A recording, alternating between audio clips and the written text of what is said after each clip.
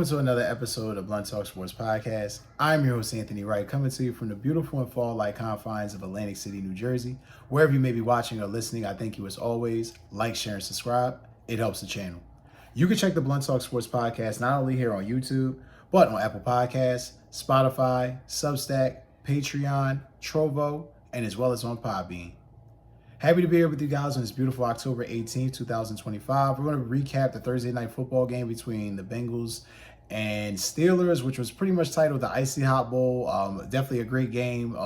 Two old guys, two 40-year-olds, guys who've definitely gotten it done before. Different times, different facets within the same era. Joe Flacco and Aaron Rodgers putting on a hell of a performance. Definitely want to dive into that. So things that I took away from the game and, all the news and notes and tidbits as always on the Blunt Talk Sports Podcast. But before we do, I definitely want to make sure we give a shout out to several friends of the show.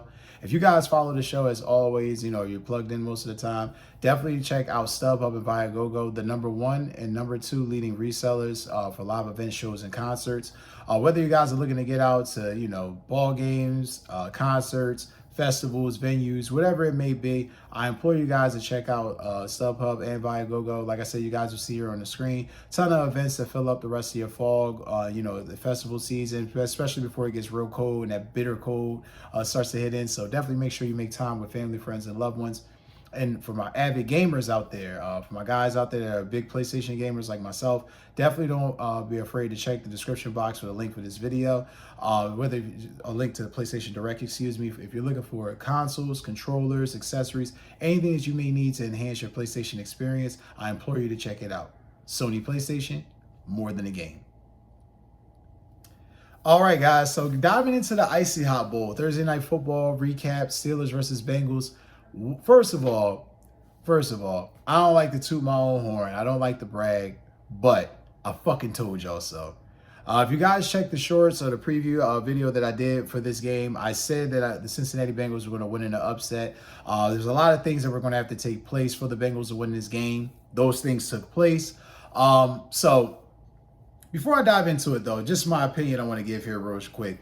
I have a certain belief that a lot of these games, Thursday night football, are coming down to upsets or are having a lot of upset victories, strictly because of proximity, emotion, health, injuries of the teams going into the week. Sometimes teams aren't at full strength. Sometimes, emotions are high after an important win, and then 3 or 4 days later, you're hopping right back into the fray, and you're not necessarily as prepared or as mentally sharp or as astute as you should be. Not an excuse, but just something that I've noticed. A lot of upsets have definitely happened on Thursday night football this year. This game being one of them. The Bengals were able to pull off the upset 33-31 in stunning fashion. Again, performances by Flacco and Aaron Rodgers, bar none. It really felt like they jumped in a fucking time machine and just kind of, spun that clock back, and it looked like it was 2012, 2014 all over again. These guys was just fucking cooking. I love the fact that they put on that type of performance. Flacco has really come in and kind of changed life. Everybody kind of talks about what Aaron Rodgers has done for the Steelers, and understandably so. Steelers have one of the best records in the AFC. They have control currently of the AFC North. No arguments or questions about that. That being said, I think the thing that most people don't really realize is the Bengals were in fucking free fall without Joe Burrow. Joe Burrow not being there, it was clear and evident that Joe Burrow covered up, like Josh Allen, like Lamar, like a lot of these top guys, Patrick Mahomes, of course. They cover up so many flaws within the team that you kind of forget how bad the team may be in certain areas.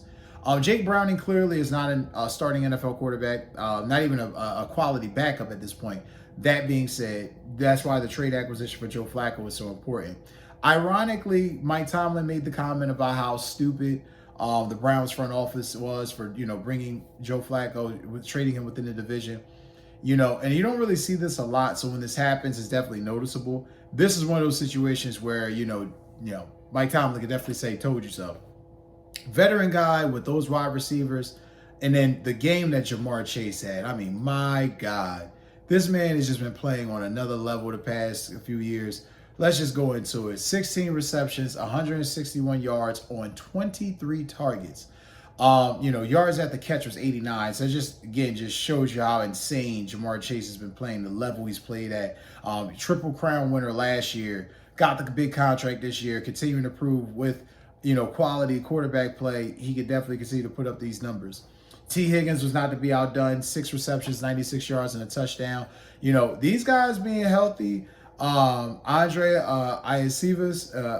Yoshibas, and Noah Fant, these guys are going to be critical for this passing game, especially for a veteran quarterback like Joe Flacco. He utilizes all the weapons that he has at his disposal. Obviously, Chase Brown even got some touches, but he was really ineffective in the passing game in this game. But the emphasis that I'm speaking on is that he's going to utilize all of the passing weapons that he has. So if you're Cincinnati, you got to be happy with the performance that Joe Flacco put up. Again, 31 of 47, 342 yards. It was averaging damn near 7.5 yards per attempt, almost 8 yards per attempt, 3 touchdowns, no interceptions, which was crucial. And the thing that I think needs to really be highlighted, specifically for the Cincinnati Bengals, the offensive line play was fucking outstanding. I mean, you only gave up 2 sacks. Going up against the Steelers team that's in the top 5 in sacks in the NFL, you actually ran the ball. 11 attempts, 108 yards. Joe Flacco was threatening the Steelers defense that much that they ultimately forgot that you were going to attempt to run the ball. And again, you had 23 attempts as a team. Chase Brown had 11. Samaje Perine had 7 for 31. Joe Flacco, 5 for 3. Not really running the ball much, just, here and there. Again, 23 attempts for 142 yards. That you'll take that. But Chase Brown being this productive, this is what they were hoping for. You lose Joe Mixon, you get a guy like this, he has games like this, it just continues to give you hope that maybe at some point he'll start to really put it together, because they're going to need him now more than ever. So shout out to Chase Brown and the Bengals offense for the way they played. And like I said, Jamar Chase, obviously, with the performance that he had. Now, you got a situation where if you're Aaron Rodgers and the Pittsburgh Steelers, this game came down to bad turnovers, costly mistakes, flea flickers being called and then not being called. Who the fuck knows? Just a lot of miscommunication. It shows you that this game could have been had if you're Pittsburgh. The little things always matter. The little things always matter in these type of games. So got to give the Bengals credit for just disrupting what the Steelers were trying to do and giving them fits. The Steelers have been one of the best teams in football, y'all, all season. Up until this point, and they definitely were giving teams hell. Again, you were able to run the ball effectively. 16 attempts for 127 yards from Jaleel Warren. But again,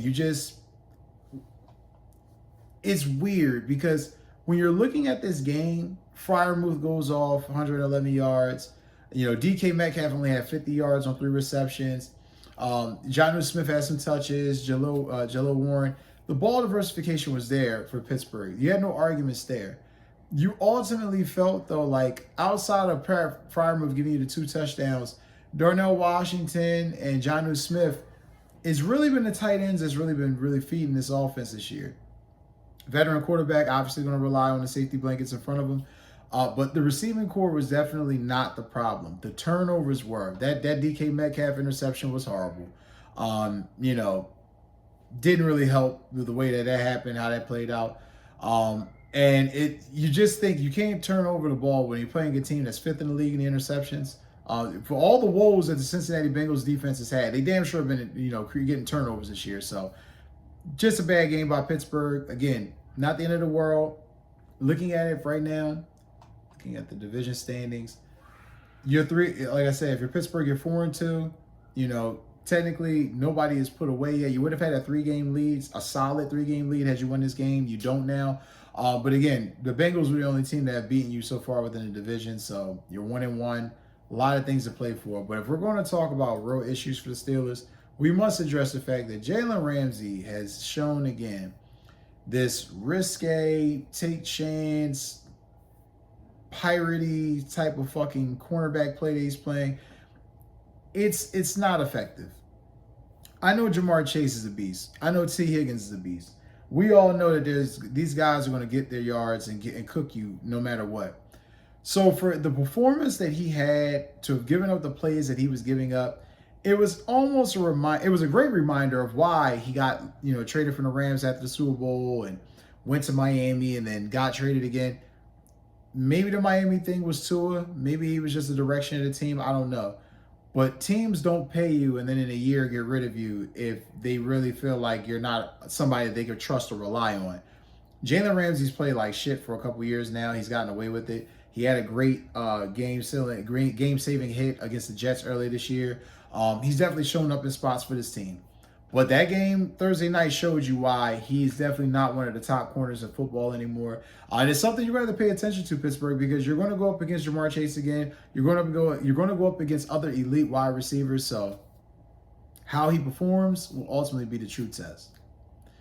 You're going a bit further. You get the 20 unanswered points by the Bengals going into the third quarter, which was just outstanding there. That was ultimately the game, because if they don't rip off those 20 unanswered points, Steelers win this shit in a fucking blowout. And then you didn't even have Trey Hendrickson if you were the Bengals. So again, that was even more startling, how well that they played. They minimized the Steelers passing attack, just frustrated Pittsburgh, put Pittsburgh in a lot of precarious situations.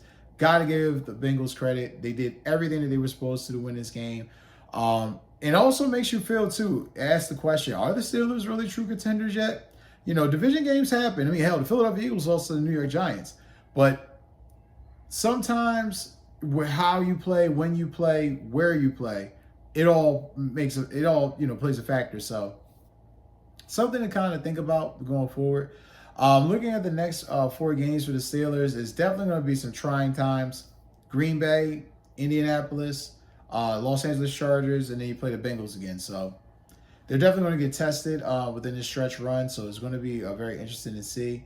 The AFC North has definitely proved to show us. I think it's going to wind up showing us again that it's possibly the best division in football. No disrespect to the NFC East, no disrespect to the Bird game, but the AFC North is just fucking legit.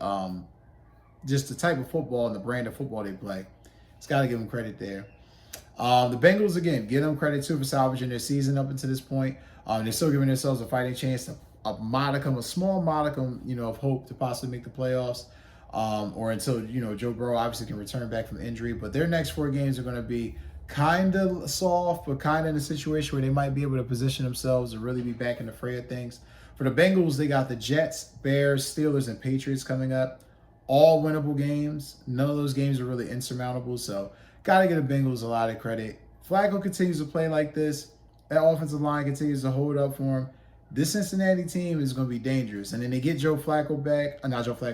get Joe Burrow back healthy at some point. Sky's the limit possibly for the Cincinnati Bengals. That's going to do it for this recap episode, guys. As always, don't forget to like, share, and subscribe. I thank you and love you for always plugging in. Take care and enjoy the rest of your weekend.